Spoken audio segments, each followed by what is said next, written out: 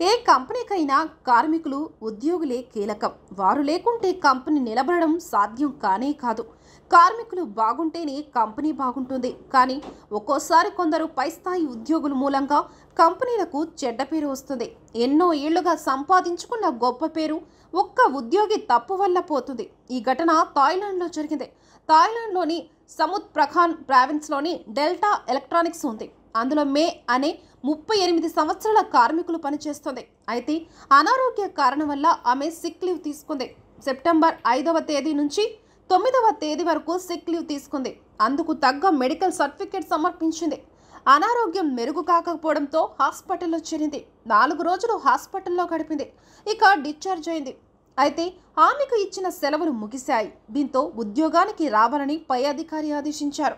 అయితే తనకు ఇంకా నయం కాలేదని ఒక్కరోజు సెలవు ఇవ్వాలని ఆమె కోరింది. అయితే అందుకు కంపెనీ నిరాకరించింది. దీంతో ఉద్యోగం పోతుందని భయపడిన సెప్టెంబర్ 13న పనికి వెళ్ళింది. కేవలం 20 నిమిషాలు పనిచేసి తన పని చేసే చైర్లోనే కుప్పకూలిపోయింది.